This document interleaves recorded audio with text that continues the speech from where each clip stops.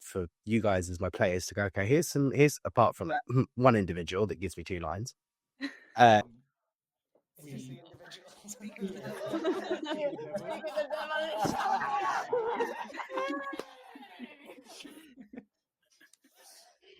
Perfect timing. Another edition. Stranger, kindly reveal yourselves. Hello. Dice. Camera.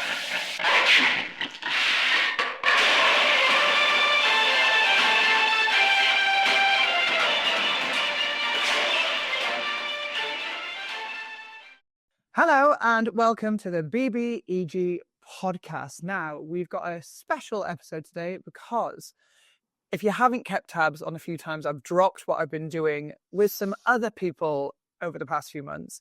I've been invited to play as part of a fun campaign on another podcast. So we've got 2 of them. More might be appearing. We actually don't really know. Today, we've got a fun interview with the creators behind the wonderful podcast that I have been joining/playing for the past few months. We've got Roll for Imagination. Welcome, welcome. Hello. Hey. Hey guys. Now, I will say we've got Joe and we've got Jamie, but we're going to let you guys introduce yourselves. Give us a little bit about you. You know, we want people to get to know you guys and more about the podcast. That's the whole point. It's just going to be a fun discussion. And we'll chit chat. Little chit chat. All right. Well, I'll go first. My name's Joe. I am the current DM/GM/Chaos Wrangler of Roll for Imagination at present. Obviously, I know that your podcast is not exactly like fully play, is it? You discuss more technical, but I can assure you, listeners, that M is pure chaos, as I'm sure Hatty would agree. Yes. Oh God, what to say? I've been playing D&D now for about a year-ish, just over a year, I think. Yeah, I don't know what I don't know what to say. I'm very shy. I am shy. You're not shy when you're scaring the absolute bit out of us in a game. That's fun. That gives you pleasure. And fine. Chaos reigns. It's cutesy. Yeah. It's demure. Yeah. Waiting for that. How many seconds were we in before someone mentioned demure? See how I traumatized by playing? Very demure, very cutesy. Yeah. I'm here for it. Jamie, what about yourself? I'm Jamie. I'm a player. I was a DM one time and I'm not going to do it again. It's not for me. Oh, that's Yeah. Oh, okay. It's not for me. Yeah, I'm a player on Roll for Imagination, and I've been playing D&D for about the same amount of time as Joe, about a year and a half ish, somewhere around there.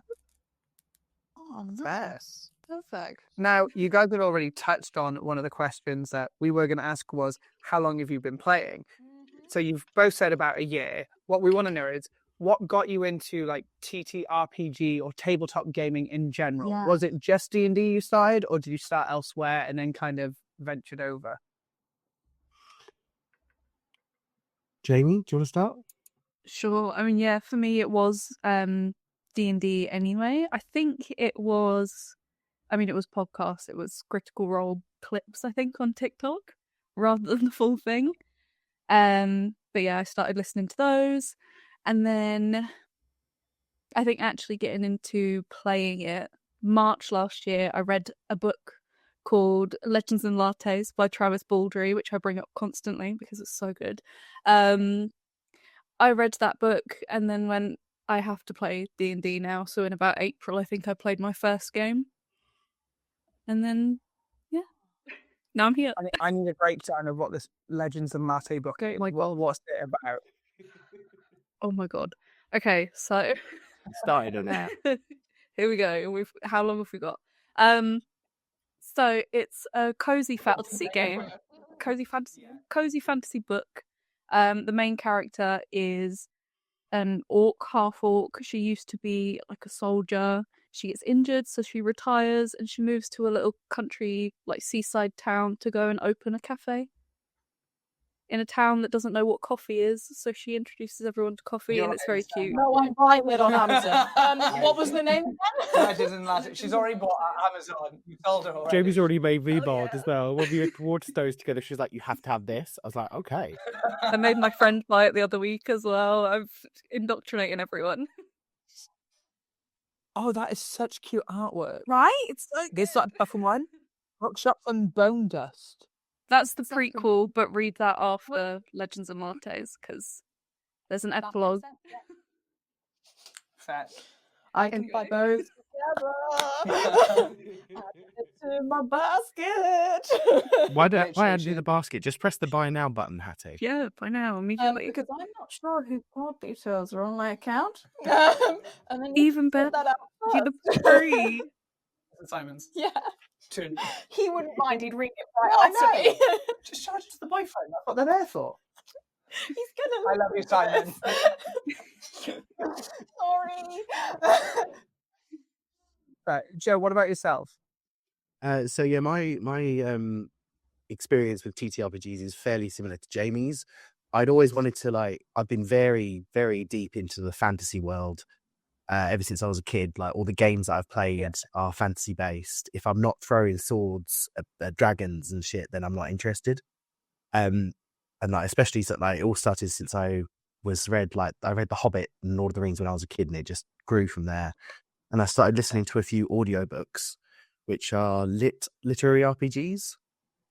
So the idea is it's a book that's kind of takes the mechanics of things like D&D and like World of Warcraft, that kind of stuff, and puts it into a book format. It can be a bit hard to get to grips with it initially, but I've delved straight into it. Like my favorite one at the moment is He Who Fights with Monsters. Amazing audiobook series. But that got me started, and then my fiance was like, well, if you really want to try it, why don't you reach out and see what you can find? And then I ended up finding Jamie and our other insane posse and started playing the D&D from there. It just kind of snowballed into becoming a dice goblin. And yeah, that's that. That is what happens. That is exactly that's what you did with us. I convict. To be fair, the dice I'm goblin not even started before I even met him. That was before I even played my first game. I was hoarding dice already. So our entire friendship group, I basically rounded them up and went, you're all nerds, you all do anime, you all do Yu-Gi-Oh! And Pokemon and all this other stuff. I went, surely. And also they had spotted my D&D shelf and went, what's this? I was like, you're going to love it, sit down. And Gather round while I tell you a tale.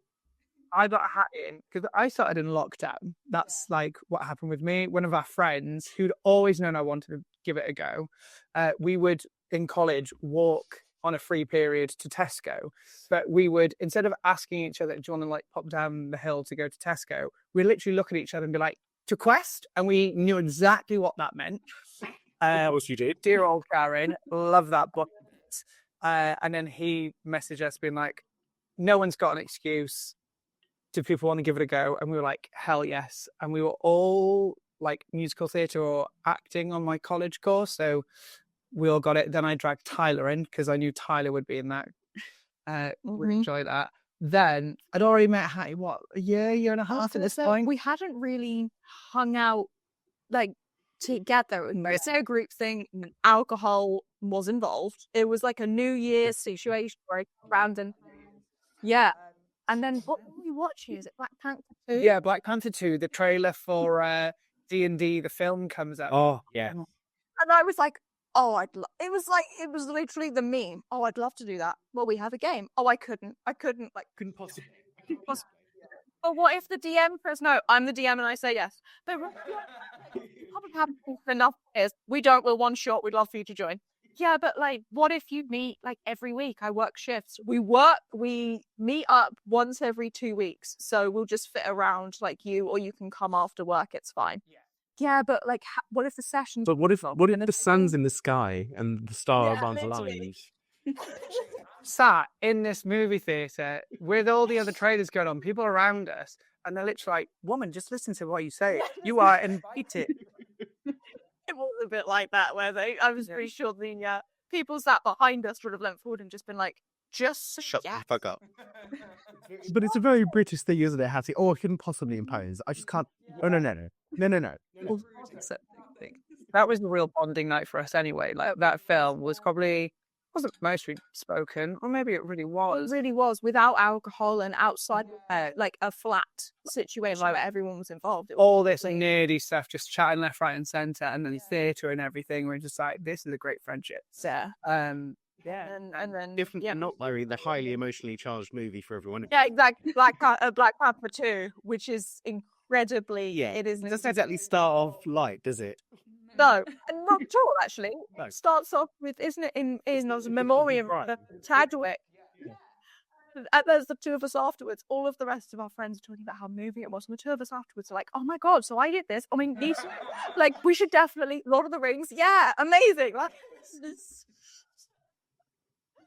yeah, no, it was a proper nerddom was created there. Yeah, it really was. And to brought everyone in. Fellowship. Oops. It is great when you find people who are very much like you. Yeah. Oh, yeah. Oh, absolutely. When you found your people. Yeah. Is the group that you played with when you started still the group that you play with now? Oh, is that? Straight into it, didn't you? What's it supposed to be? You're supposed to hold the gritty questions better.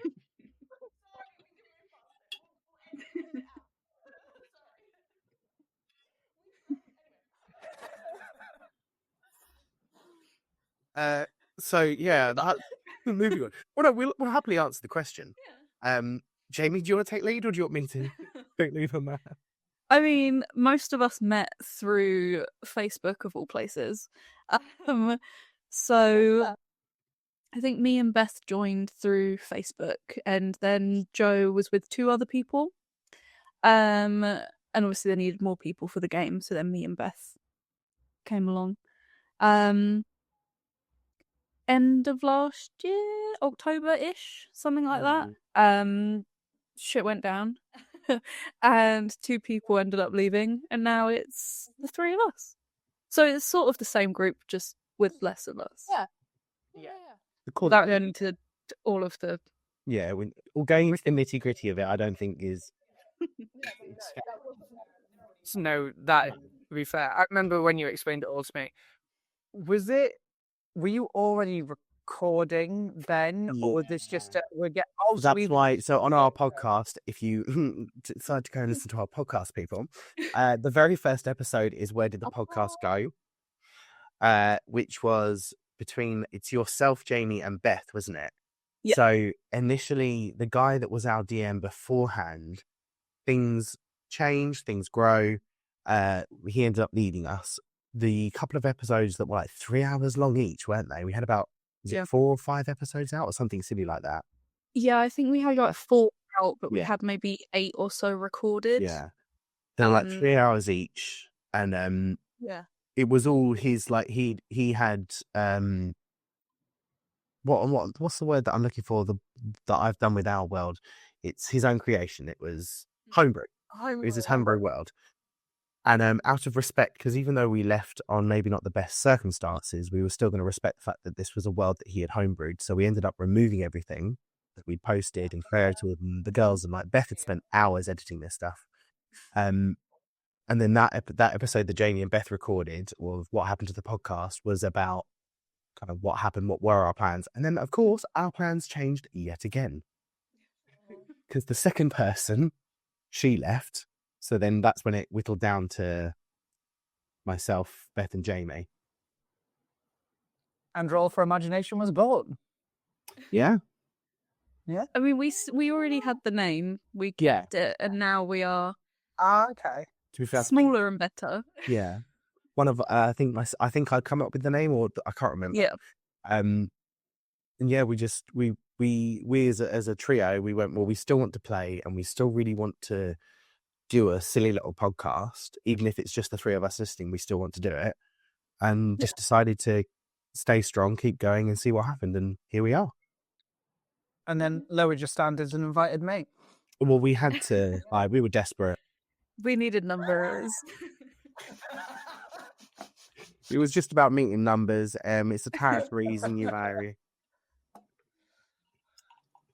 Done it for me. We don't mean that. We love you, I'm the one who's cut that I up. was gonna say you weren't expecting them to be like, no, this isn't that type of. It's good on you.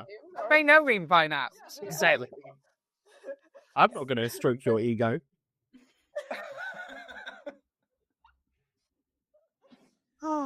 Did you guys I remember having a brief chat about this, but do you have a purpose behind RFI or what you kind of wanted to achieve, set out by doing this?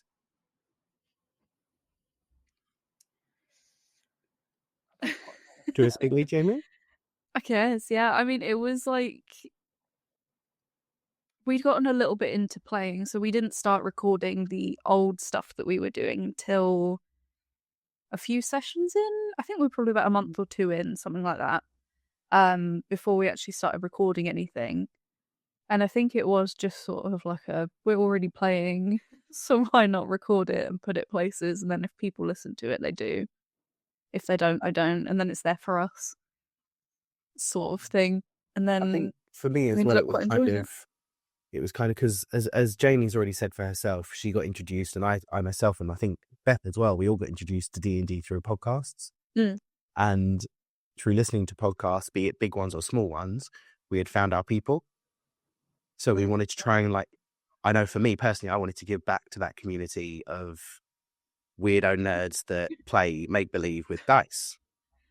And maybe someday we could inspire someone to take up a set of dice themselves, or just for them to enjoy the craziness that we do. Yeah, that was it for me. It's because Jamie said, it was well, if we're doing it anyway, why the fuck not just record it? Yeah, exactly. It didn't seem too much effort last when we first started out. Definitely not a lot of editing and time and effort goes into it.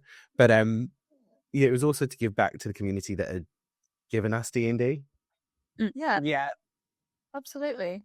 And just for those of you who are watching who have joined not knowing anything about anything, could you give us a little summary about what RFI is, just in case someone has just beamed into the world and for some reason chosen our podcast to listen to? Why not start D&D? Yeah, could you just give us a rundown about what RFI is and what you guys do? Yeah, so Roll for Imagination, or RFI, is an actual play podcast. So what that means is that we either homebrew or we use campaigns or one shots that have already been written, and we just play through it. So one of us will take the seat of DM, GM, and we'll run it for the group and maybe some guest people that have joined us or have become our forever family. And we just play the game and have fun. And we try and, because we're all most of us are relatively new to actually playing D&D, so a lot of the time we just end up explaining what we're doing as we go anyway. Yeah. So it's kind of I have a friend that started listening to our podcast, and since listening she is now starting to understand how to play the game. So I think our hope as well is to also teach people a little bit about the game and how to kind of do it. Yeah, absolutely. Right. That was absolutely perfect. Yeah. That's what we love, isn't it? Introducing new people to our... That's kind of how we got society. I remember turning to Hatty midway through a game because someone had made a joke about, I should make a podcast. And I had already had this idea. And I just looked at Hatty to see what her reaction to that comment was. And she was like, yeah, not bad. And I was like, dead-eyeing her this will be us. The woman, I'm telepathically communicating with you. and then I was like, right, let's go for a walk to the park, get a coffee. Sneaky kidnapping. Yeah. It was all orchestrated, Hatty. Did you not realize? Coffee. Clearly not. I did not realize what was happening around there. I'm a brilliant.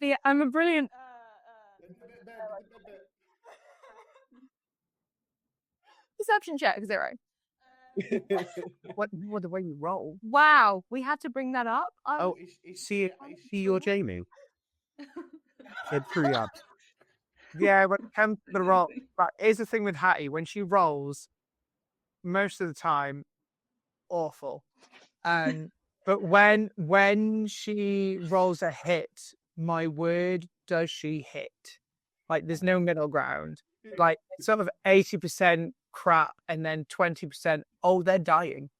Yeah, I finished most of the I was gonna say baddies that we fight, but yeah, most of the baddies that we She's just warming up. She's letting the others do the big job, and then she just comes in with the magic, and she's like, most of the time it is bad. Like, we are wandering through the forest. did the same. Terrible.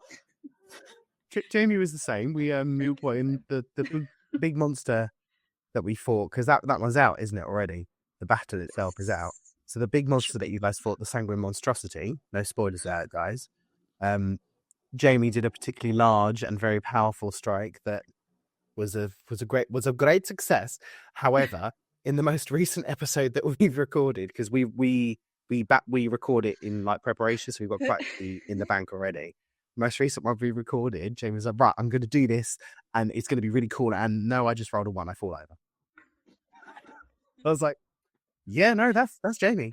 maybe we should put the two of you in a one shot together. Oh Christ, nothing me and Doug. We're dying of that. Pretty good.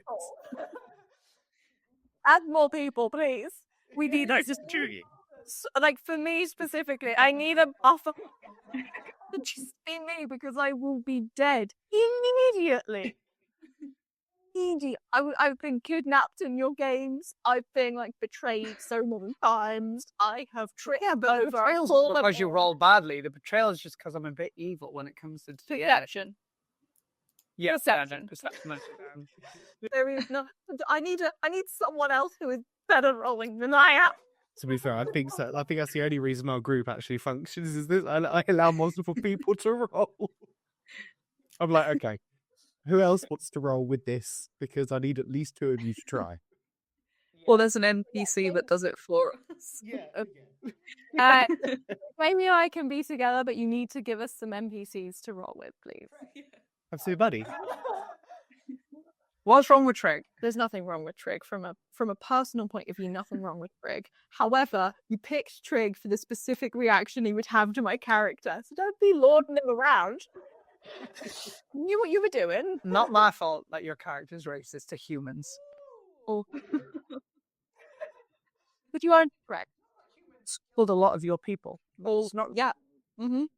Mm-hmm. So, Tiefling, I'm assuming. Yeah, absolutely. Nailed it. How much do you be? Look at your back. Yeah, we love a tiefling. And I really do. Are we all gay? Oh, that's Because let's be honest, we do conform to those kind of stereotypes. What's the thing? Come To gaze into. To play D&D, you can't be straight and mentally stable. It's one of the two, guys. One of the two. So we're all gay and or depressed. Yeah, it's spicy. Yeah. Welcome, guys. Sorry, totally sidetracked your podcast. So Your current campaign. Could you give a little bit of like a backstory, a little bit of what we're trying to lead into is if you could give an overall story of a tagline, a log line, I can't remember what I'm going with this, but what the overall story is like a about. synopsis. Yes, perfect. And then we can get into the creation and everything. 5 individuals get together. Oh, here we go. Roll Yep. dice. No, not As shit ensues. not D&D, and I meant the fantastic story you're currently playing. Joe, I'll let you take that one away because you're the DM and it's your creation. Yeah, so you say the current campaign that we're playing, so we've already got 2 already, Yes. 2 short ones. We've done Secrets of Listen Dawn, which was the brainchild of our wonderful Beth. And then we had Solstice Shenanigans, which was our Christmas special, which our beautiful Jamie ran, and she never wants to DM again. I'm very sorry. So, yeah, no, my current campaign. Enjoyed that.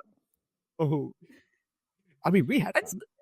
It's fine. Yeah, I'm not that kind of person. I'm the kind of person that wants to be in it. I don't want to run things. Took me a long time. Bless her, she was she's too polite. She was far too happy to sit there and let me, Beth, and Emma, wasn't it? Uh-huh. Was it Emma? Yeah. So Beth, Emma, and myself, we just went off on tangent after tangent because the three of us, I'm pretty sure, were a bit tiddled, and we just kept going on like, Best games. yeah, we just kept talking about shit, and poor Jamie's just sat there really patiently going, "Okay, guys, no, okay, you're not done. Okay, that's fine." And we're using it till I'd realised, and I go, "I'm really sorry, Jamie. Please take over again." She'd be like, "Oh, I'm so sorry." It's not for me.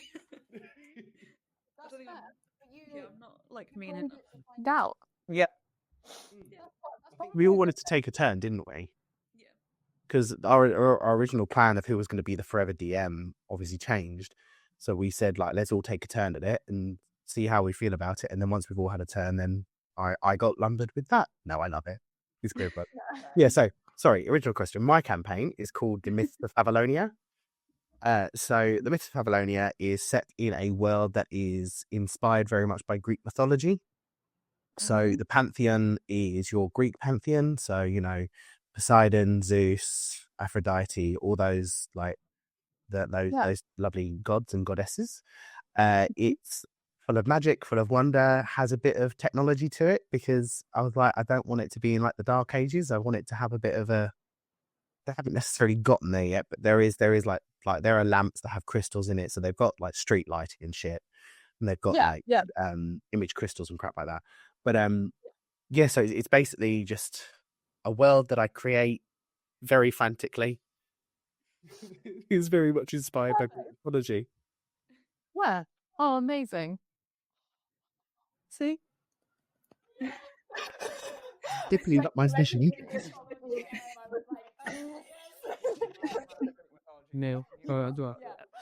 Yeah, I was like, I'm going to get them to mention it. I'm going to When you're factoring Beth's message to say that she should be on her way, so I'm just keeping an eye out. Oh, Matt. Absolutely. Oh, I realised sorry, I missed all of your questions. It's not that. No, I know. But I'm reading them down. I'm like, well, that could be quite. It's sort of structured interview, is it? It's easy track. Just freeballing it. I like these two, but they could be quite lengthy. Okay. Well, whilst we're here, and basically you can throw Beth under the bus before she turns up, how does it work between the three of you when it comes to splitting roles in terms of like the creative side of the podcast? Do you have assigned roles, or things split between you, or do you also like pitch in everywhere? Yeah, I mean, it's a little bit of everything. Like so Beth was editing before. Did she do? I think she did all of Listen Thorn. Yeah, she did all of Listen Thorn, and she did Can't remember if she some, I think, of Favalonia. Yeah, so she's Yeah. done a few episodes for Favalonia. But because like schedules and stuff like that, it was a lot. So I said that I'd take that on. So I mean, I guess we kind of have roles, but not really. Joe's also taken on the editing for our little like side thingies. We do dungeon discussions, which are like over the table, just chats about stuff. It was a fun one. Yeah, we had you. I'd still have to edit our episode, Emma. As well. We have roles for scheduling, but then everyone falls behind, so it's fine. We definitely need that a once a month crew to put it on episode. But yeah, I mean, we sort of have roles, but they're very loose. To like get hints and tips. Do you have roles? Interesting. Yes. Editing is So, lovely. Yeah, I mean, yeah. So effectively, Beth and Jamie effectively are our editors, chief and editors. Yeah. I'm obviously DM/GM, so I'm making it. I also do a lot of the TikToks and the memes. We got to follow us on TikTok, Ross on Acquisition. You do.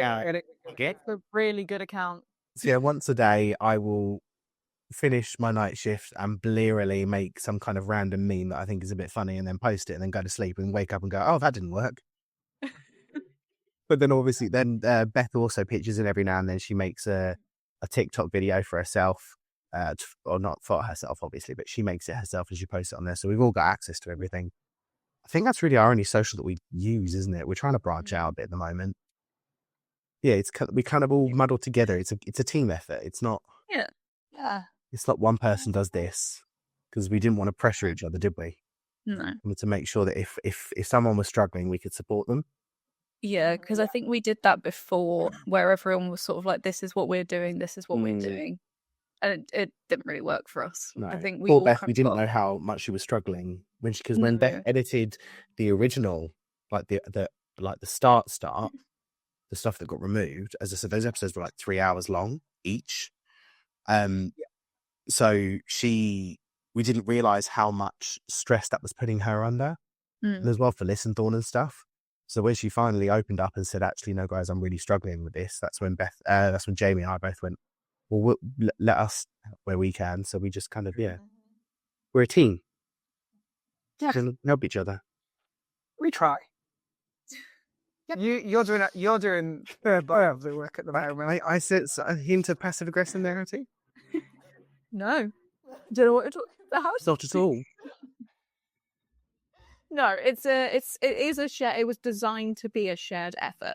And But I can put my hand up and say you are definitely doing the bulk of the work at the moment yeah, in terms of editing. but in terms of like when we started this, similar to yourselves, we did a roles situation and realized that didn't work. And then it's quite nice. It's really nice to hear another group who is also in the same area going, "Well, we're doing it this way," and I'm like, "Oh, good." Well, the thing is, Drink we've all got lives. We've all got depth. We're working. We're living our lives. This, and as much as I would love this to be my entire life, it's not. Yeah. Yes. So not only like I'm doing 12.5-hour shifts. Jamie and Beth, you work like Monday to Fridays. Trying to fit this around life itself, just to play. That can be stressful enough as it is. I mean, you know full well how difficult it is for us to schedule our own sessions. But then having to do like editing when you've got some downtime, when actually you don't want to do anything, you just want to fester. Or like for me, when I'm planning and doing, because I like to plan ahead and like type up a script, because otherwise I tumble over my words.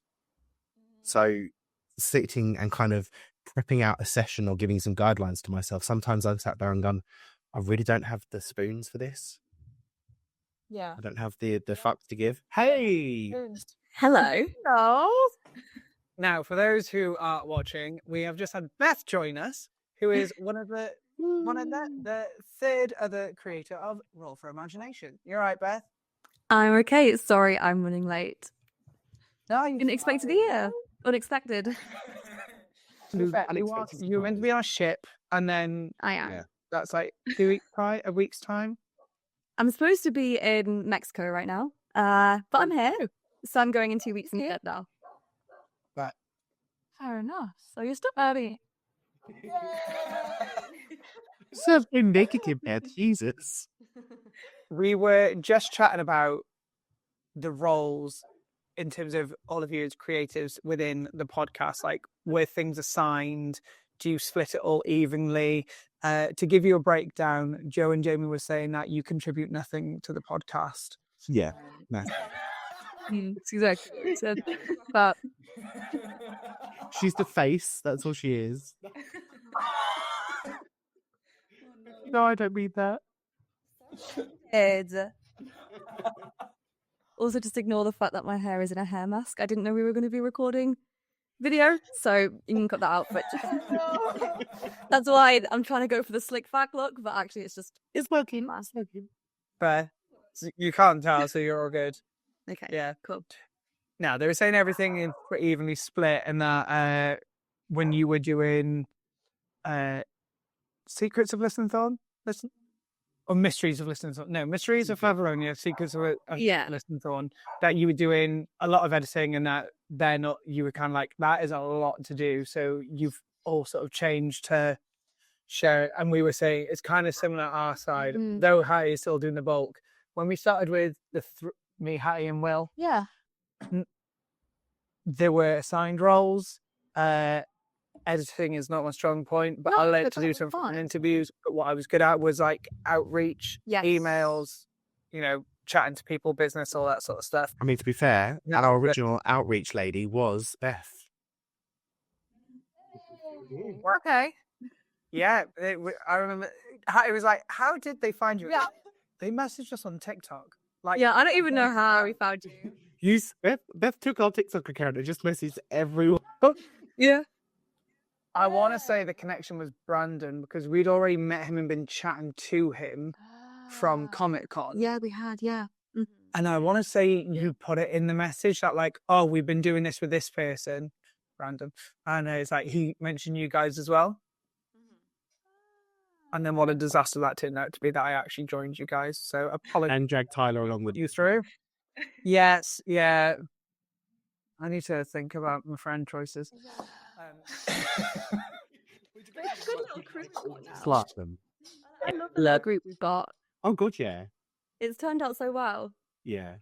It's fun. It's a lot of fun. Yeah. And that's what it's all about, really, isn't it? Like, as long as you are not causing too many headaches for the DM, maybe. No, that's violence. That sounds side-eye. To be fair, I think I was one of the worst ones for both Jamie and Beth to manage. I think myself and Brandon, Oh, I should be so Brandon. we were Okay. we were quite difficult.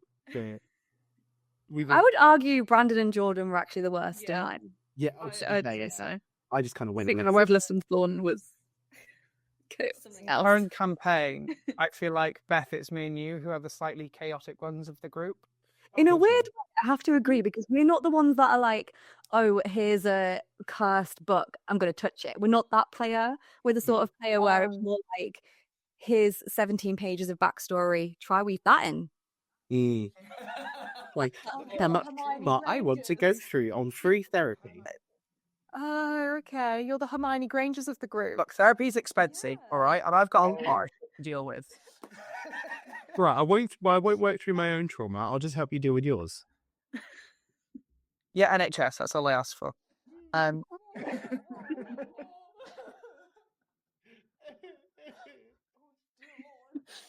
And he's like, leaving. This got too real. So, kind of slightly different questions. We'll start with Jamie and Beth. We want to talk characters. So obviously, I think everyone's character for this campaign is fun and unique, and everyone has a very different style of how they play. But like, tell us both about your characters and your thoughts behind creating them, because I think that's what people would want to know. Let the listeners fall in love with your characters even more, basically. Should I go on to go first? Oh no, choke for a minute. Okay, fine. I'll go first. So my Ashlyn comes from a really stupid place. There are those like meme accounts on Instagram that repost Tumblr posts, so they screenshot them and then put them on Instagram. And one of them was, imagine a cleric who doesn't follow a god and is instead just a really like overbearing parent. And I now have Ashlyn. I've seen that post. Yes. And that's Ashlyn. I have no idea where that post is. It's probably a screenshot somewhere. I've like left it on my phone somewhere. But Love it. yeah, I saw that and went, yeah, okay, cool. I need a like ridiculous dad character. And now I have Ashlyn. And we love him. Aslan is great. He's a great, but yeah. Brings Cheerios everywhere for trail mix. He has his little dad snacks. Yeah. And his little Ziploc bags. He's great. I half expect me to eventually get like New a little dad. Oh. That's adorable, actually, yeah.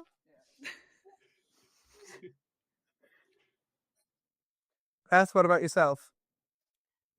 So I'm trying to think about it. I don't really know where the inspiration came from. So I usually make a backstory first and then build a character that fits with the backstory. Usually it's a warlock because it's just always tragic, and what's more tragic than a warlock?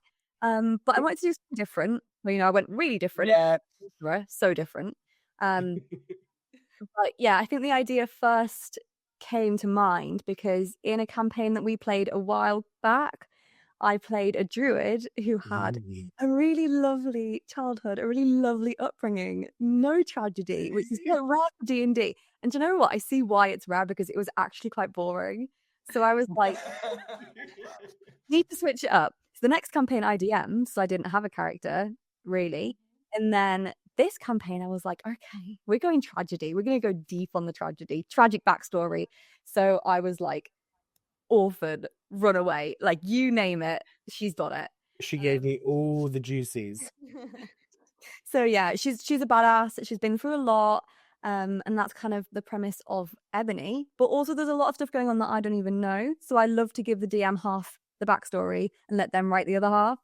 So that's kind of what I've done. And some of it's, well, I think the bits that I wrote have been revealed, but the bits that Joe's got in his head haven't quite been revealed yet. There's some things to come that we released yet, but I get you on that.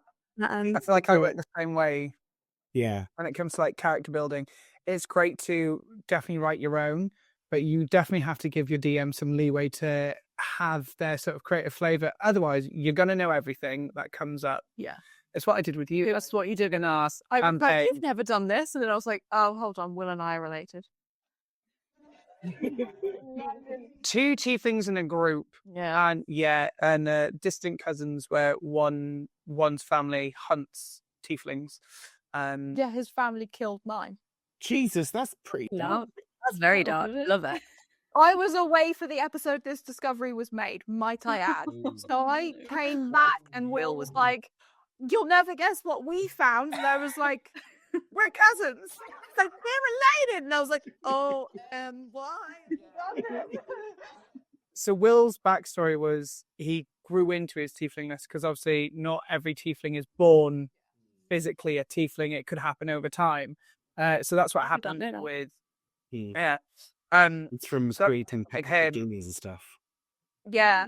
So it's like a puberty thing. Like some people grow taller, some people like don't grow taller, and some people grow on. Yeah. So Will's character is from like a pretty decent rich family, and somehow the mansion that he was raised in caught a light. No one quite knows, but probably the tiefling touching something and starting something, a light, not knowing their own power. But also there was a mysterious figure that he found in the room, so it could have been that. But he was amongst all the flame and literally not taking any damage whatsoever, because obviously tieflings have a bit of resistance. And his parents found him there just in the kitchen and were like, okay. And they abandoned him. So Will's they got him out of the forest. Yeah. They got him out of the mansion, but basically just abandoned him on the doorstep for the, local police and whatnot to deal with. And then as he found out, growing up, he started turning into his tieflingness, the horns, the colour change and everything. They went back to his hometown, which had a name change at that point. And he grew up remembering it was quite a racist place to non-humans, but that had been changed over the past 10 years. So he was quite surprised. Still some work to be done. They had to break into their family's vault. And basically there was a ledger that told the entire story of his family history. Like he's sort of like playing it out. And basically someone like great-great-great-great-grandfather sort of thing. They wanted more power. They struck a deal with a demon and the demon for magic. And in that, every so often, part of the family bloodline, basically to gain their magic, they got a tiefling side effect. So they started to, the family didn't like this because they saw it as an impurity because of their supremacist of human nature. And basically every time one of them started to show signs of changing, they would kill them. Yeah. Jesus. About the D&D again. I get going through trauma, but is that not just a little bit too much? Well, I don't think so. Yeah. Chris part, I added the bit where the family made the deal and all that. Oh, I thought So he- you spoke to him about it. Did I ever? Oh, okay. You can just surprise the boy. I told him some changes were in store because he said he didn't know where the power came from. I went, I can do that. Yeah, I do enjoy being given those like creative, like as the GM DM now, it is quite fun for you guys as my players to go, okay, here's apart from one individual that gives me 2 lines. That's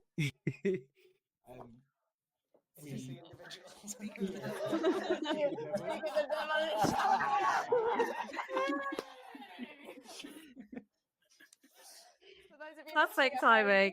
Another edition. Stranger, kindly reveal yourselves. Hello, I am Brandon, or in RFI, Drakios. Yeah, so this is Brandon, our lovely player who only gives 2 lines of backstory and goes, I am a dragonborn and I am a bard. And that's it. Good luck. No, what do you want me to do about that? Like, what kind of person is he? Oh, cheers. Yeah.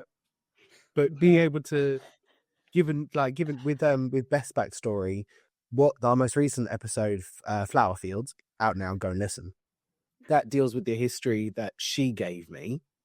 So we've gone through that, and as she rightly said, everything past that, she's given me like, oh yeah, for the past 10 years, she's kind of roamed, she's done this, that, and the other.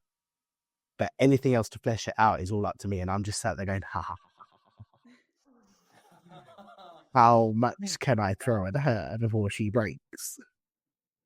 I mean, you seem to be doing it to all of us. Like, you do my backstory, keep me on my toes, and things to come into play. And I was like, oh, all right, okay. Oh no, it's how the tables have turned. Yeah, how the turns are tabled. I've messed with it. I've messed a little bit with Jamie. A little bit. Little bit with Jamie. Brandon, he's kind of doing it to himself, to be fair. And I have plans for Tyner's character. But yeah, I like being able to kind of run with what you guys have given me and then shock you. I love seeing your faces. Your jaws hit the floor. You go, what the fuck? And I'm like, yeah, I've been thinking about this for months. So to fill you in, Brandon, what we were just chatting about was asking what was like the inspiration and how it came about to create your character for the game. It's cool. So, like, what was the sort of backstory you thought of? Clearly, from Joe's point of view, not much.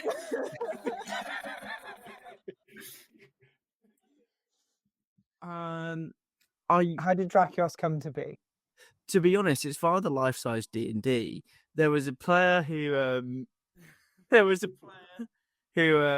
was just really like intrigued me as a bard, and I was like, I would absolutely love to like develop that type of character, and just trying to think about what he would have been. I was like, he was very flamboyant, and he found a way to use fire. So I thought, oh, Dragonborn, well, that could be quite cool. And it just kind of developed from that.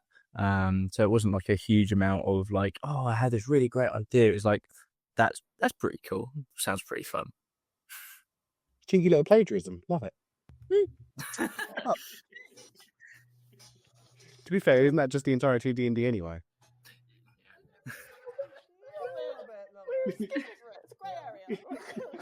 We're trying to charge people 30%. And that's cancelled. It's the only thing I'm good at in life.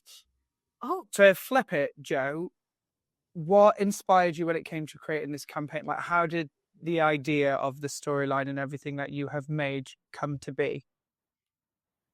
Okay, so in terms of my inspirations, as I've already told you, one of my special interests since I was a kid is like Greek mythology. I love like polytheistic religions. I love their different stories of heroes and heroines and fighting monsters and gods fucking everything. Live for it. So that was when I first sat down to try and think of like homebrewing. I went, oh well, I can, because I was trying to figure out like all the different gods that are in like D&D world faces. I was like, I can't connect with any of these. And then I was like, well, why don't I just use the ones that I know? Greek pantheon, here we go. And then, so that was kind of like the world. And I've kind of based, like, obviously, the pantheon itself is rather large, but the other inspiration that I took was, I don't know if you've ever watched it, but one of my favorite animes growing up as a kid was Fairy Tale. Yes. Yeah. Obsessed with Fairy Tale. It's one of my Absolutely love Fairy Tale. That was my thing. I wanted to be Lucy because I wanted to summon all the people with the keys. So I have keys. Trying to write an entire new subclass of wizard. Yes. Celestial. Yeah, so I've tried to. Bitch, if you can bring that in, it is allowed. I will allow it. Let's not call it in it because it takes because name. Basically, it's a celestial summoner, and I think I called it the Astromancer. Yeah, and that sounds familiar. Yeah, so basically, it was able to summon the Guardians to do fighting and whatnot. Kind of led it to our campaign now, but it's great. There was like a Final Fantasy inspiration, like ages and ages ago. I was messing around with it, but it became a bit too complex, and I just put it away. But yeah, so Fairy Tale, the anime itself, inspired me in terms of like, I really like this idea of guilds being quite prominent throughout the country, and effectively being like these little. They're not policing, they're not fighting in wars, but they are fighting for the good of the people, kind of out of politics, and being like a little bit of a family in each place. Maybe some good guilds, maybe some bad guilds, maybe there's rivalries, who knows? But I loved that like essence. So that's one of the reasons why I created guild system in Myths of Babylonia, where our lovely players have joined the Siren's Wing. And you may find out why it's called the Siren's Wing. Who knows? You'll have to listen to the podcast and explore further. But like there might be the possibility of them meeting other guilds or other members from different guilds. Who knows if they explore? But yeah, so that was the inspiration, was Greek mythology, like animes that I watched as a kid, and also like a lot of the books and the audiobooks that I listen to, like those fantasy based novels where it is just a pile of insanity, really. Yeah, that's just carnage. Lovely. Was exactly what we wanted. Was what you want me to be? No, that's how that perfect. feels. But that was, if you had given a really like snipped answer, I think we'd be in so much more doubt, being like, so what is happening? Yeah. But the fact that you're able to go, so it came from this and I pulled from this, is actually really, really helpful, especially for people who listening may have watched fantasy. Yeah. And will get it and be like, oh, okay, so there's this hook to tie into it, which is perfect. As you guys have been playing, what is your favorite moment from the campaign so far? Oh. Who will start that one? And I'll leave you.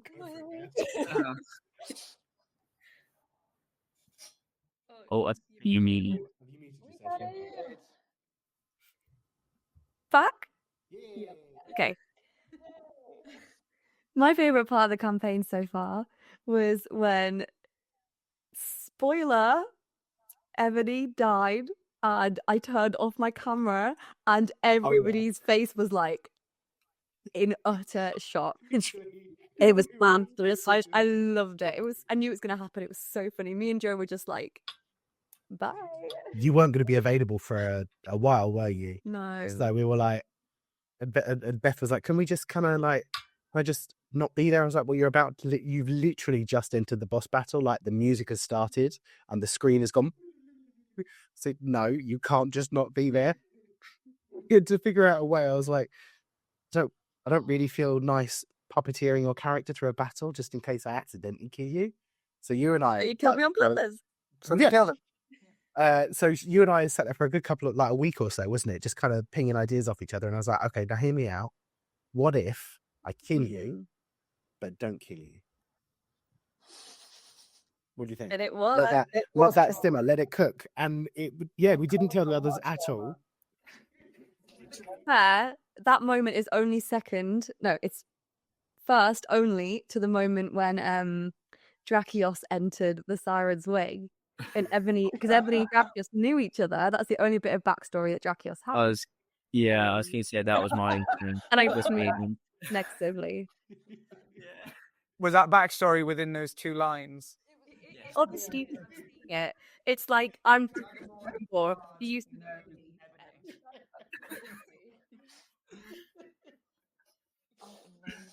Yeah, when he entered, because obviously, well, not obviously, you guys wouldn't know, because we're not a video. But Brandon on our first recording session, he was running late, so I was like, "Don't worry, guys, because we're gonna be introducing everyone kind of as a sequential kind of one at a time." So I was like, "It's fine, no problem. You're on your way. I can make it work. I've got you, boo." So yeah, so Brenda finally joined, and I went, and then Drakios storms through the door. And literally, Beth's face just fucking dropped as she just kind of crossed her arms and just looked. Like, I knew that he was coming. It was just, it was a great moment. Embodying Ebony, weren't you? Yeah, obviously. And then when they start interacting and it's just the cold shoulder, I was like, oh girl. So good. We also got the wrong impression. We were like, "Oh, that's a bad breakup situation." So we've actually learned what it is by now, haven't we? And you say Here's having we know. Yeah, it was like it's not wrong with the assumption, but just also so not what you actually thought. It was brilliant. I will just say it was my idea. Yeah, she messaged me like, "I've had an idea," and I'm like, "Ooh." I feel like Beth is like just like, "Oh, this is good," because me and Beth have had side chats. Sorry, Joe. Wait, I did unseen messaging. I'm like, "Hey, what about this? What about that? Should we do this? Should we do that?" Like, to everyone. I love it. But I love that about you guys, because you guys just meld together quite well. The interactions. What about you two, Jamie and Brandon? Any moments that stand out for you? For Drakios, I didn't know if she was going to go, but for Drakios, it had to be when Ebony died. I think it really hit him, and he was really quite emotional about that. And then once again, seeing her in the Siren's Wing, I think that it just played out so nicely and so well. And the interaction with some of the other characters, like Doran as well, he's just, he doesn't know what to think of Doran a little bit. He's just like, okay. That's just Tyler. Yeah. This sounds like Tyler. Yeah. Oh, I'm surprised, Brandon, you didn't mention your special little boy. Oh, Rufus, my baby. Yeah, Rufus. That, yeah, he's my trash panda king. What? For everyone watching, before their friendship was formed, not broken into, but we were on a mission to find a missing person. You're gonna have to tune in and listen. Yeah, But definitely. as we were ransacking the place to try and find clues, this sweet little raccoon came out. And what was your response to it? I may have tried to throw a knife at it, but Kicked it, no? No, Yeah, kicked it. he tried to kick it first, then he went to try and stab it, and you stopped him, Beth. Because there's an audio clip of Tyler doing an example of you being like, "I kicked your pet" to the pet's owner when we find it. Somehow formed a friendship, and Dracos was like, "No one hurts Rufus," and we just already did. yeah, from that point onwards, he's allowed to hurt Rufus. What I'm sensing is there's a theme with your relationships. You hurt them and then try to murder afterwards. Whoa. Christ, breathe out. Yeah, I already made frantically typing in this interview. Yes, could be more. Ebony's just like, "It's not just me." Be a raccoon. From the same.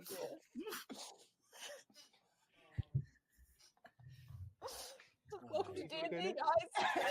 Welcome to D&D. Jamie, what about you? I mean, I think some of my favourite ones, I mean, it's already kind of been mentioned, but Ebony and Leor having that sort of, I mean, I guess obviously Ashlyn doesn't necessarily know any of it, but like the little side bits where they're off Yeah, but by totally. themselves, I think they're quite cool. Again, it's like that, They are fun.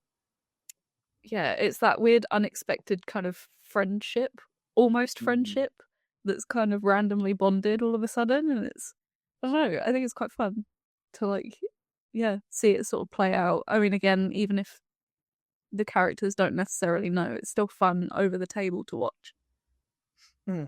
I've got to say, my favorite parts so far are doing the deep dive with just like a few of you.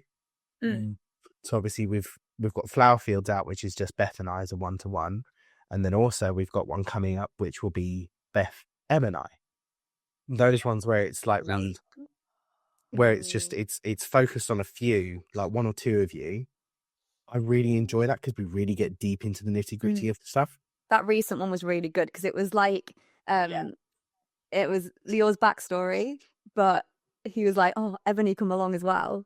So I got to go along and experience it all. And it was really good fun. Yeah, because our characters kind of already bonded when you sort of came back, and Leo has, without giving away too much, he can use tarot cards to try and sense a bit of divine, and you try and figure out what was going on. And then she finally appeared, and there was a connection there. Whilst everyone was shocked, my instant reaction was just to like hug her, and then Oh yeah, we did sort have of that really nice good little, yeah, because Ebony returned it, which even Beth was like, that doesn't happen. No. And then from there, it's when trauma bonds. You two are literally trauma bonded.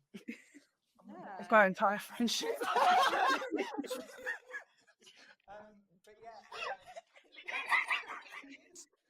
And then when it came to like finding some more stuff out, it was a full episode with everyone, and I'd went to a certain temple and basically lost my shit and smacked the hell out of a wall. But Ebony was outside and heard it, and I basically came out like mood change, not quite tearful, but like. So the two of us started to connect that way, and then we got very drunk, talking to each other at a bar, sharing more of our like history and our personal stories. And then we got back to everyone else and like, what have you guys been doing? And we are pissed. Pissed, you're looking emotional.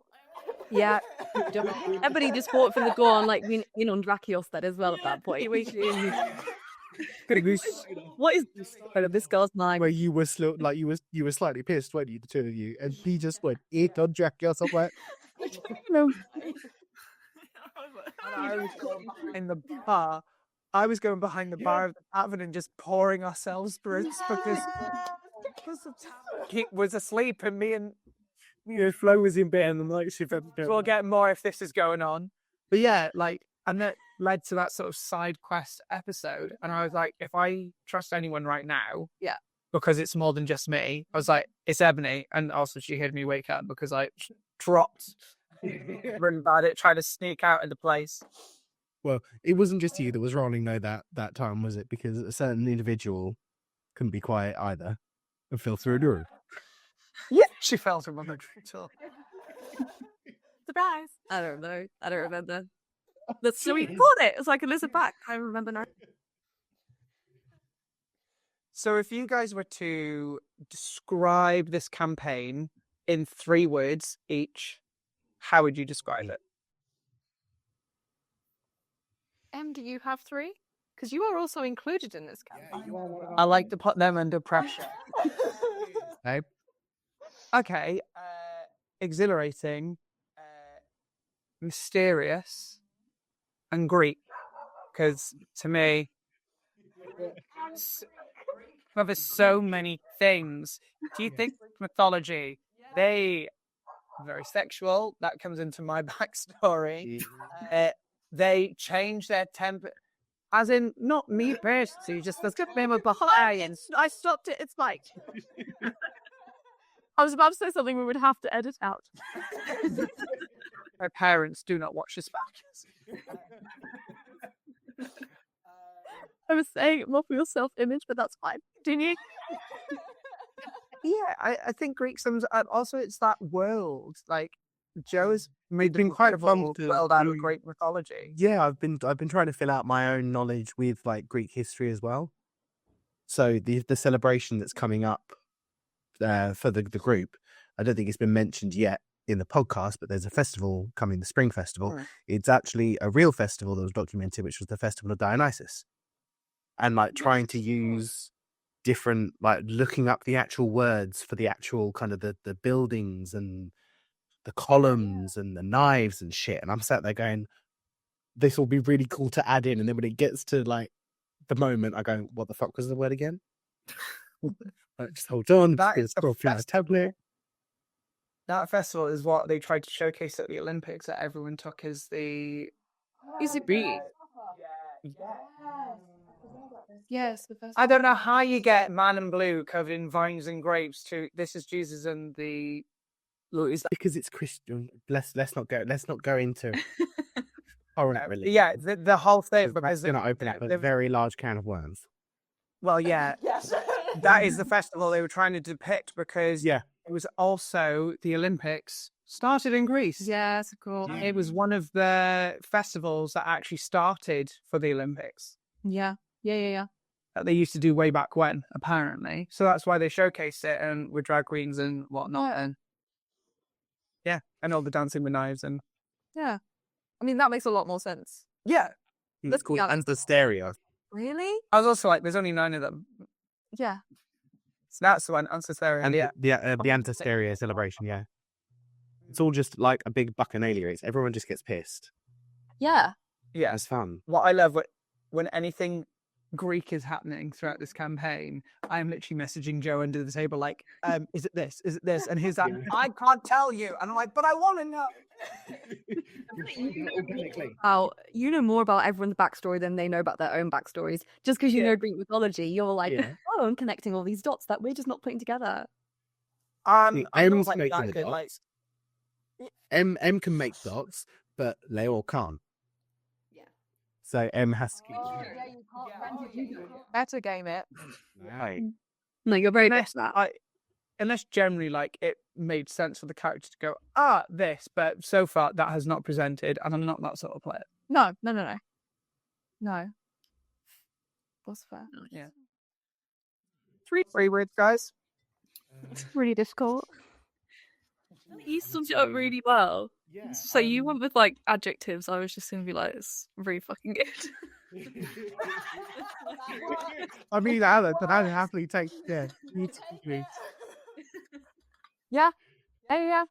all my ribbons. I think I would say like deep. Like it's very emotional. Yeah. Like, there's like emotions flying around for everybody, Hmm. which I think is good.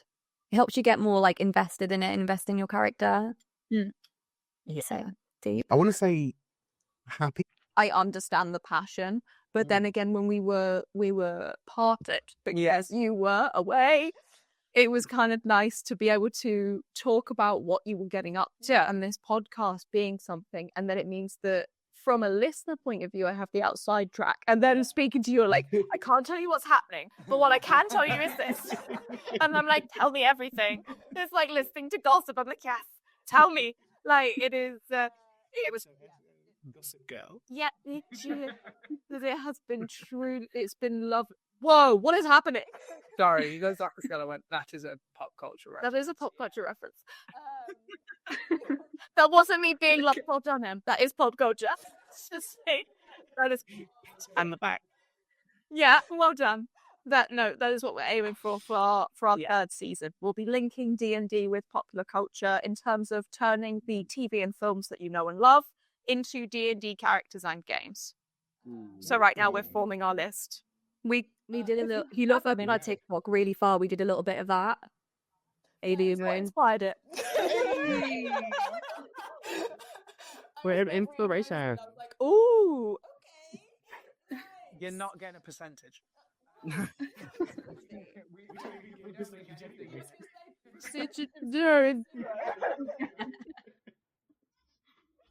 But yeah, it has been to be hearing about it through it has sounded like a truly amazing group and story that has brought a lot of joy to your life when maybe it was lacking some.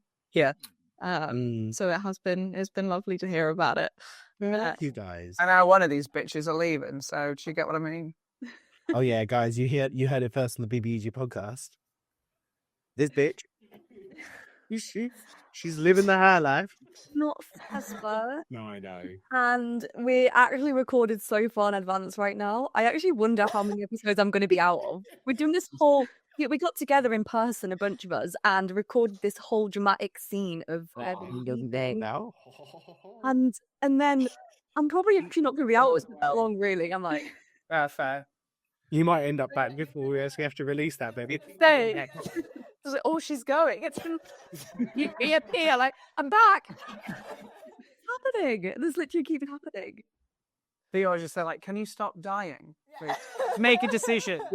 Die or don't die. One or the other. When Beth told me that she was like, when she got this new job that she's going to, she went, so I can't play for like 6 months. I went, I can't fucking kill you again. Next. There's a to see family. Family, she's an orphan. Jesus. I wasn't. You need to go and find a relic or look for a family tree or something.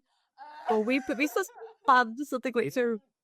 4 of us got together, didn't we? It's really 10-minute long voice notes between me and Joe for like a solid minute long voice notes. yeah. And they were like definitely exhaustion fueled as well sometimes, weren't they? Like, you would send me one and then I'd pick it up like halfway through my night shift at 3 o'clock in the morning and I'd respond exhausted, make no sense whatsoever. Then you come back after your day at work, still exhausted as well. Yeah. I don't know how we piece something together, to be fair. I still don't really get it, but I'm just rolling with it. Like, yeah, sure. Yeah, we put that together and then we've got that. The 4 of us got together. That was fun. Yeah, we'll see. We'll see what happens. Well, and if you went away, I have to earn money. Yeah, that is true. Yeah. It's just rude, but it's Exactly. okay, so last couple, in all your years of playing / DMing, what is the weirdest character profile you've seen? Trap yours. No.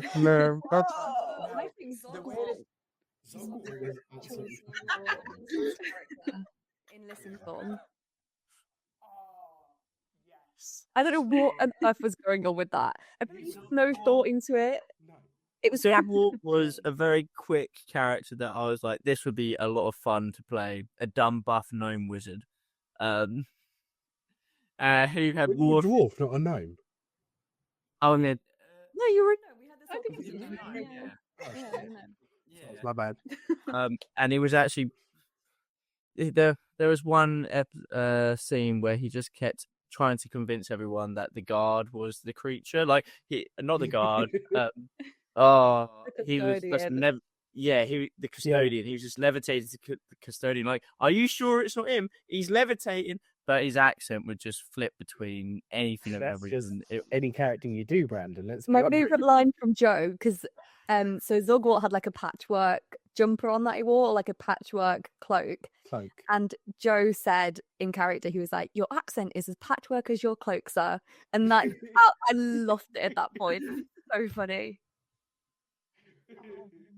That was fun. Yeah, well, I think I remember listening to that on the tour bus when you guys like invited me. Then we'd already had like I think the session 0, and there was time before we actually started playing. I was like, right, what have I actually got myself into?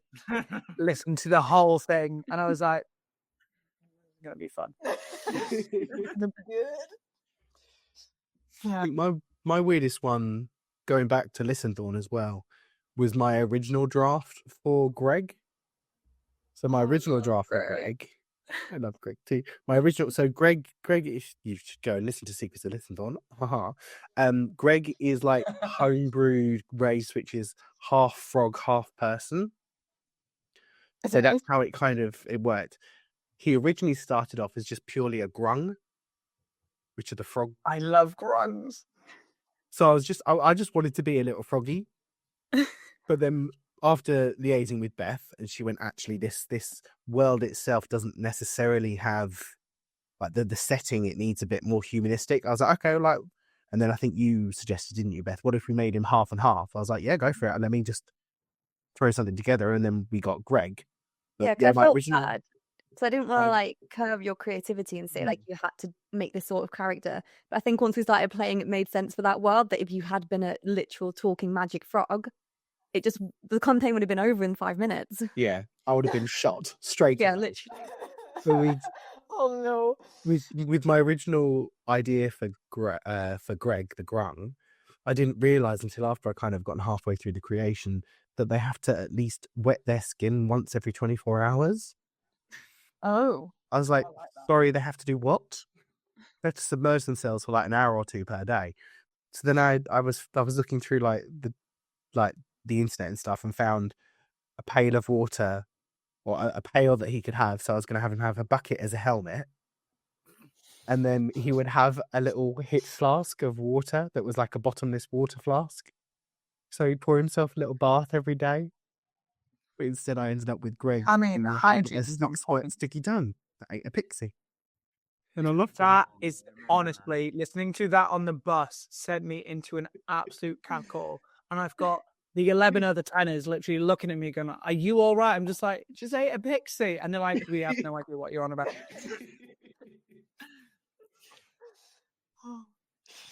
I remember when Greg got into a fight, and I grabbed your tongue at one point as well, didn't I? I actually spoke through that. Can you let me on my tongue, please? My first time as a DM. So Yeah. Then you really do that. Because your first time you did Secrets of Listen with your in real life friends, and it went really well. yeah, my in real life friends did it in 4 hours. These guys took 6 weeks. Oh my god. Like this? We don't speak out on me like this.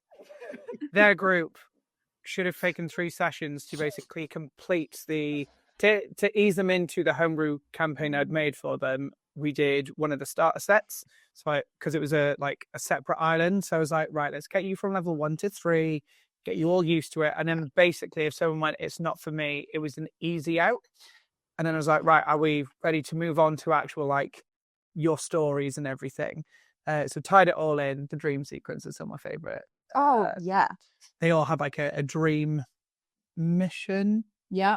Got sent to sleep and like a dream vision quest. That was a lot of fun. So I literally turned off the lights in the room and had dark mood lighting and all that. But honestly, these lot took forever. It should have been 3 weeks, 3 months. We like exploring, okay? Will's reacting, stepping on foot on the island and seeing a weird grey drowning thing. He's like, let me run up to it and help it. A whole gaggle of zombies and everyone else like, you are a dumb idiot. You know, that's absolutely what I would have done. Instant battle. It's like some of us have never played before, never seen or been part of D&D. Wall, who does know better, ran up to them and all of us were like, right, guess we're battling now. Right.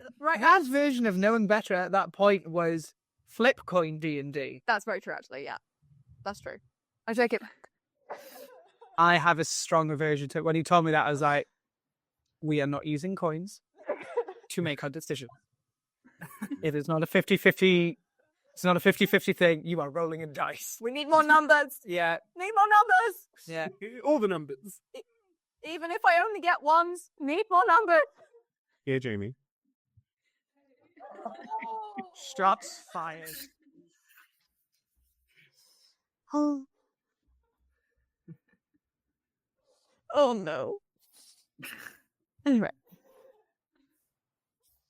Do you want to do your? Oh yeah. wanna So do we got a little game for you guys, and you can also play this. Oh yay! Basically, I've written a trivia quiz of the campaign so far that's been released. For knowledge. Been, Jamie Elliott, we should be okay with this. Who was the resident magical wizard? Just caused. It's gonna be fun. it's not a trivia quiz. I think Brandon should be the only person to answer this. Absolutely not. Has to answer all the questions. That's the rule. No, it's a quick fire this or that situation. So basically, I'll give you some options. We just want to hear what would you decide out of the two options. So, for an example, BBEG podcast or the RFI podcast. RFI. Wait, what do you mean? Hey guys, people don't stab me in the back. Everyone's just like, When you suggested this earlier, I was like, don't start with this because we don't want to be like, guys, you better choose this because you're on our podcast. We don't want to do that. And like, don't just answer honestly. And you're like, I'm not going to do it. And now you've done it. I don't keep my wit. Remember the betrayals in all your campaigns. I remember the betrayals in all of the campaigns. So the first one, Got our back. Roll for imagination. I would expect you guys to even pick. No, come on. So first one, magic or melee? Magic. Magic. Magic. Oh, magic. Yeah, unanimous. Yeah. High elf or human variant? High elf. High elf. I want those 4-hour long rests. Yeah, I want those meditations. I forgot about that. Also, And the resistance to sleep and charm. yeah. Literally, I will pick a high elf just for the free cantrip because it will always be firebolt. What can I do? But that's a little snippet, isn't it? You gave me fire. Yeah, that's one of our little sound clips as well. Who is that? Is that That's him. Yeah. You gave me fire. Somebody gave me fire. I'm fairly certain that's you, Em. How is that me? That is you. That sounds like you and Firebolt. I might have said it in the game because someone made a reference and I shouted it. Yeah, and we took it as a clip and put it in our time. Honestly, listen to him. This is no good. Is it a vine? I thought you made it a vine, but I will Fuck. As a kid, it's like, Running around like, oh. And one of them's like, I came through a butterfly. And in the background, her brother runs past like, Pop culture reference, people. there you go. Okay. Paladin or cleric? Cleric. Cleric. I don't know. The divine smite with a paladin. Right. Yeah. See, I'm just a quest as a healer anyway in everything I did. Well, that's right. To the game as well. I think it honestly depends on how you want to play them. I will pick Paladin, especially because that's what I'm playing right now in your campaign, and I've really fallen in love with that sort of. Well, it's Paladin's also multi-class, but Paladins are healers who hit harder. Yeah. Clerics are better healers who can also pack a punch. Is basically the only way to differentiate. Do you get what I mean? No, the like hard hitting. They don't get loads of attacking spells, do they? But the ones that they do, ooh, fuck. Yeah. In a one shot that we did, we had a friend playing for the first time, Naz. And this is when you had turned into a giant spider, crawled across the ceiling, picked her up, and then dropped her on top of like the BBEG, and she literally went down with a hammer. And what is that spell? oh no, I was a spider. Inflict wounds. Inflict wounds. Oh, I love inflict wounds. And literally took him out. And she rolled a nat 20 on that as well. So she's For the story, it was Chef's Kiss because it was just like, I've got a plan, Nasha. What do you want to do? Oh no, you're going to do something disgusting. I was like, yeah, I'm going to turn into a giant spider. Where do you want to be in the game? And she was like, well, I'd quite like to be closer to the action. I was like, amazing. Want her right on top of for BBEG. And I was like, is here okay? She's like, yeah, sure. Well, 20. Let's go. horror style or fantasy style? Oh. Like gameplay. See. I think fantasy, like dark fantasy to play. Yeah, fantasy to play, but I think I quite like listening bit to of horror. horror. Yeah. Yeah. I get really scared really easily. So I'm not a horror girl. Monstrosity then, isn't it? Right. This is what? So it's lucky you didn't fight the sanguine monstrosity made of blood. Yeah. I will always go fantasy, but at the last MCN, I bought a horror game book. You did. It's called Shiver. And so there's a whole set of new rules, but also because I got the bundle, it came with a book of one-shots that each one-shot is based on a different horror, like inspired by a different horror film. Oh, that's so cool. Oh, yeah, sure. Send stuff over. Okay. Are Great. we Beyond. hearing the possibility of M running a cheeky little one shot? That's what I was thinking. Oh, I mean, if you guys want that, gladly. But yeah. We'll table this conversation for later. It's the season. One shot because my strong domain, really. I love a villain's one shot. I do them well. So I invite people to be villains. Oh, Yes. The last villain one shot I did ended by destroying a city's holy day, stealing their statue, stealing their relic to convert the statue to evil, and then basically turning one of them into a Tyrannosaurus Rex and throwing dragon teeth into their mouths that allowed them dragon breath, and basically electrocuted, melted with acid, and froze half the town because it was a whole pouch of dragon's teeth that they just put into it. Flew for it.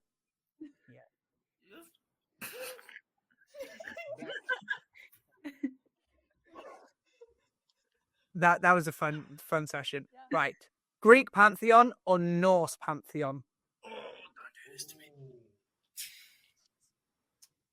See, I love Greek, but I I'm a big fan of Norse. Greek. I think I'm really Greek as well. I do love the Norse pantheon as well. I was a Percy Jackson kid growing up, so Greek all the way. Right? Yeah, Greek. Yeah, I know you'd be a. I mean, they're very similar when you look at it. Yeah, there are differences, but like, Let's be realistic. All religions are fairly similar when you look at it.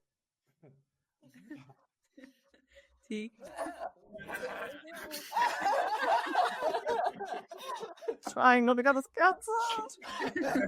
Sorry, can I do that there? okay. Critical Role or Dimension 20? Critical Role. Okay. Interesting. I physically can't choose between two. I look at them. I different can't things. readily access Dimension 20. I was going to say I haven't watched a lot of Dimension 20, and I've watched Theirs was very good. Critical Role. There's on no, this is behind a paywall. Yeah, exactly. That's Out TV. That's fair. That is fair. Can we not replace it with NADPod? That's a very good one. Not another D&D podcast. Then that would be mine. Yeah. Oh yes. Of Okay, course, so yeah, Critical Role or not another D&D podcast? Listen to them. Yeah. It's critical roll out there though. Yeah. So for me, when it comes to like Dimension 20 and Critical Role, I was saying this to Hattie earlier. Yeah. If you are new to the game, want a brief introduction, and want a sense of what it is like to play around a table with your friends, Yeah. Dimension 20, because of their stories aren't serious. There's like serious themes in them, but like one is of Candy one. Crown of Candy. Crown of Candy, where basically everyone is like a sweet. Yeah. And that's your character. So the world is sweet. It's like it's that sort of fun vibe. Whereas Critical Role, I went, if you want dramatic storytelling with, they are all professional actors. Not saying that the ones on Dimension 20 aren't, but like, you want a serious story that matches high fantasy realms like Lord of the Rings and all that, then that. Yeah. So, yeah.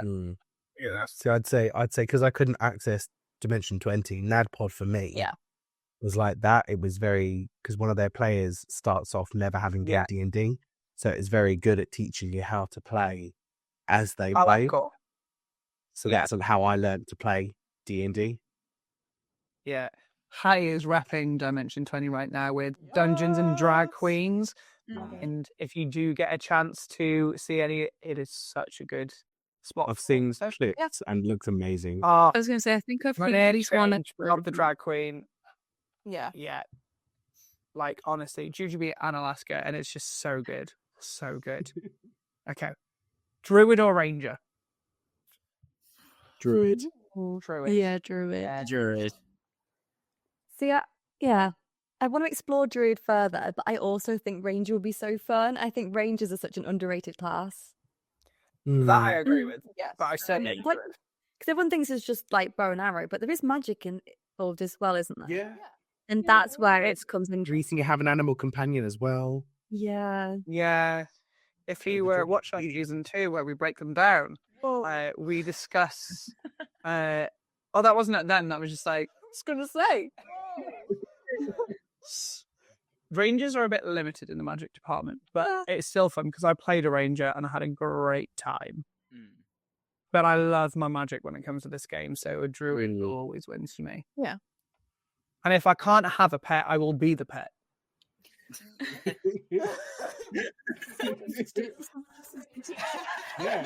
That's going to be a t-shirt one day.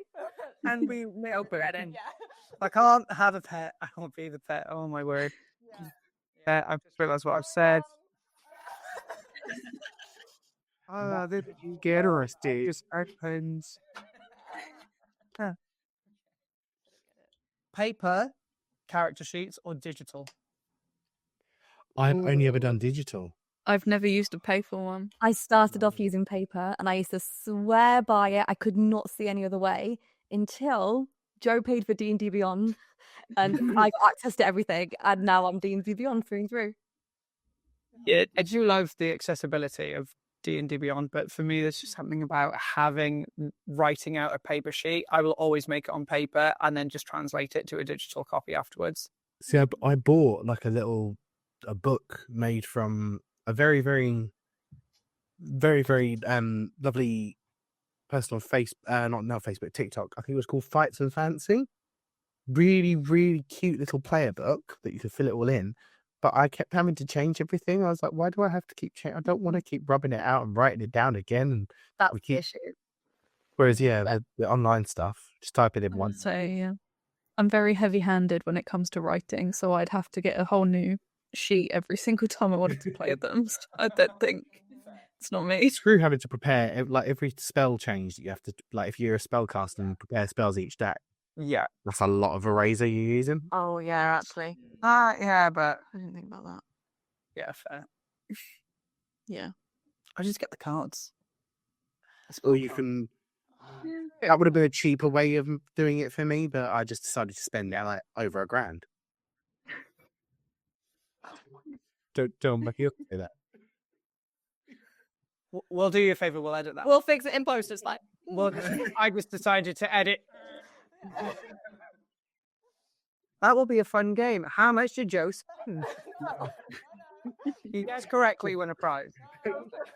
Joe spend on a random fourth night shift in a row, coked up on caffeine, and she played all that. I've been midway through a night shift, like a night's week. Bye. Yeah. Like a full-on, like... No.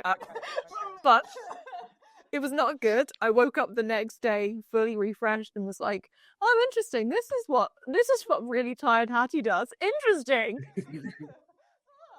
Decided myself into next. There is an Australian. She doesn't do it anymore, but she used to be like an Australian radio show host. Her name is Em Rossiano. She did like Australian X Factor or whatever, and then started to host as well. And they do a segment because she drunk shopped a Gucci handbag. And then they're like, she wasn't saying how much it was at the time. So people like, if people ring in and they beat how much I spent, then I will, no. What, not guessing it. They had to say what they had drunk shopped. And if someone had gone higher than what she had done, she would then explain it. The first one instantly, she's like, "Oh, I don't feel as bad anymore. It was only $3,000. $3,000. But there was like people ringing in saying like, "I drunk shopped a horse." A horse. And she's like, which was bad because I was meant to sell the horse that we had already had because we couldn't afford, like they already had so many. So she's like, "I'm currently hiding a pony from my husband in another rented out stable." Oh my God. I was like, Fair. People make decisions. One person spent Always the best one. it on a like a watch Ah. on a Rolex. I'm not that bad. I just bought some digital books. But I did it to share, no. Yeah, education to share. Good intentions at heart, not selfish. Or how to be the better you. That I bought one on. Not read it yet, have you? No. You buy those books with the best assumptions. Well, this is what Sleep Me thought, so I was like, okay. Last few before we wrap up. So, adventure party or dungeon crawl? Oh. See, I've never done a dungeon crawl before. I find them boring. They can be Yeah, I quite think I'd lazy. probably rather adventure. Adventure, yeah. Yeah, I did the Rick and Morty D&D set because Yeah. Kelly and Kevin wanted to try it, and it's just 20 rooms. And don't get me wrong, it's brilliantly themed about Rick and Morty, Pickle Rick room, everything. But I was just like, as a DM, I found it so boring to be like, and you go into another room. Yeah. Yeah, fair. I mean, the closest one I did was on the if you guys have followed our TikTok, I did a TikTok a while ago of doing my first one shot with my family, and I did the one shot that goes before the Vecna campaign that came out recently, and that was a bit of a dungeon crawl because it was all set in this kind of looped dungeon area. That was. I mean, they'd never played D&D before, so a lot of the time I just repeated the same instructions again and again. It's fun, but, adventuring. I don't mind a bit of a crawl. Like, sometimes you stop in a castle, there's several rooms to go through. But when it is just like, your objective is just to get to the end of this dungeon and there's 20 rooms to go through and each has something slightly different about itself, it kind of loses a little bit of like flair. I just think there's ways to do it. Killian did one for us when we were on ship, and that was so much fun. It was like we got kidnapped essentially and put into some labyrinth sort of game, and the labyrinth had different things, and one of them was an actual maze where I had to face off against a minotaur. Nice. And that Labyrinth, the labyrinth was in Greek mythology as well. Yes, it was. Ideas for the future. I need to shut up. No, yeah. I've been there. That's frantically typing in the background, like, That's already a little nugget in my books, love. oh, nice. Okay. Okay, one shot or campaign? Campaign. I'm going to say Okay. campaign. Campaign, yeah. I love a backstory. Clearly. I've never got to play a campaign properly before either. Because we started our original campaign, as we explained at the start of the interview, and then obviously it stopped. Yeah. And then after that, we've only played one shots. So I'd like to at some point in the future, I'd like to try my hand at a campaign. Well, what we're doing now for you guys is certainly a campaign. Oh God, yeah. I mean, that was the aim, wasn't it? I think we tried. As I said, the original agreement was each three of us were going to try our hands at DMing, and it got to me, and you two both went, "Don't want to do that again." Oh, okay. My job done. I would do it again, but I wanted to play. After listening to one, I was just ready to play. I get that. It took me ages to actually like settle into DMing. I did it once in lockdown. Then I started to do it, and I was doing it when you joined us. And Harry's like, "Oh, you're really good at like, especially getting in new people." I think that's where I'm really good, is breaking it down for new players, making everyone feel comfortable. And when I do one shots for new people, I make one that is designed so you will literally do every possible role imaginable, like almost like a assault course in the first 10 minutes, just to get you through to be like, this is how the dexterity works, this is how the strength works, this is how this works. And then there's an actual storyline afterward. Well, it's all included. But well, you failed. But yeah, like there is something about just a campaign, sitting with your friends, be it around a table or on a TV screen, and just going through a story together. And now I actually really enjoy being the person who takes people through that, especially after screw It is that very quite fun. a lot. That time as well. Yeah, the betrayal started to go, oh, I can be really evil and I can do it for fun. Well, Let's- no more. I'm really loving no dredging more. up people's backstories in traumatic ways. It's so much fun. There we go. No. Right. Last two. Chaotic good or lawful evil? Oh, chaotic good. Chaotic good. No, always chaotic good. Fuck lawful anything. Jesus. Lawful evil. Personally, I don't think chaotic good and lawful evil are too dissimilar. It's just how you look at it. Chaotic good, I will defend anyone. I will go down this tunnel. If I have to kill that person for the sake of protecting others, done. Lawful evil. I'm only evil if I'm killing murderers, thieves. There's not much difference. I guess, but I heard someone interpret lawful evil as kind of that, like, lawful to their own laws. So what they believe to be true. Yeah, to me, it would be the kind of people that go, I'm going to kill off the human race because global warming is going to end us.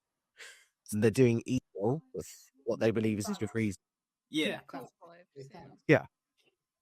I say, Thanos to me is lawful evil because even though he's bad and knows he's doing a bad thing, he's doing it because ultimately he thinks it's saving. Yeah. chaotic good for me is just running around doing good things, but stupid else. Being a bit of shit. Yeah. Yeah, being a bit of a shit, but also saving a little old lady. You occasionally kill someone. You occasionally kill someone. Everyone's a little bit of a murder hobo. Again, another T-shirt. She's got a clothing line. I was about to say, we're getting these down for clothing merchant pizza, guys. Yeah. Right, final one. I already know your answer for this. Tiefling or drow? Tiefling. Tiefling. Tiefling. Yeah, obviously. Yeah. Oh, no. I'm kind of thinking drown. I don't know why. Speak your truth. Yeah, I do like a drow. It could just be from Dota days. If any of you have played Dota, there is a drow character in that, and that would be on the minutes. Yeah, that's cool. See, I just love the variant tiefling that has wings Yeah, I forgot about. and I can fly. Having it. Oh. I got our original DM to agree to it so I could whip out my wings and fly, and it was so much fun. I got to do it once. We have already changed your subclass, and you can set anything on fire with your damn hands. Yeah, we have. Yeah. Oh my goodness. She found a homebrew subclass, Phoenix. Origin.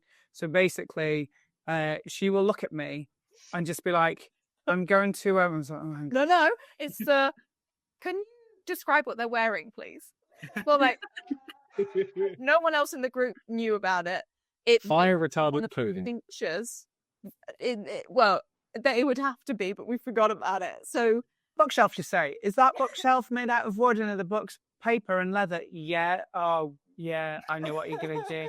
I would like to run my hand along the middle of the shelf and set it alight. And everyone's like, what is she doing? And the entire room is now on fire. She's like, well, people shouldn't have access to this. It's too dangerous. So I'm going to burn it down. I was like, okay. See, chaotic good. I would say. And because it doesn't need rolls, it is just a feature that you have. It comes with a side bit that, like, if you lose concentration and throughout parts of the day, you also will spontaneously set other things on fire. Or get too emotional, which is kind of what inspired the little under table. Yeah. So, but also I can take control of it if I want. If Hatty starts to get emotional at any point during the game, I can go, oh, you seem it's had emotional there. This starts to happen. Because in the backstory, it made sense for the backstory she'd written. She'd lost control of her emotions and burnt down an entire village. Yeah, something like that. Something small, Just a little bit. Yeah. Casual. Yeah, it's a teeny village. It's fine. just a teeny bit of arson. It never hurt anybody. Genocide. Yeah. But yeah, there's a lot of, what are they wearing? Well, they're wearing kind of normal clothes. Is it cotton? Yeah. I place my hand upon them and sing Disco Inferno. I walk away. Combust D. Oh, what happened? That was actually. Was one of you just started playing Disco Inferno? No. Oh, then it was us. I just phones and it started playing. I did just start to play Disco Inferno in our one. No, that wasn't. That was Car Wash. Was that Doing, yeah. Booper. Yeah, let's do it. Okay. Thank you so much for coming on to the chaos and letting us interview you. There are no one listening.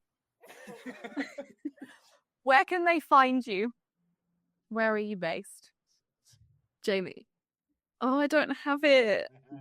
You're always the person. It's always I don't. Okay. Do you not have it on your laptop?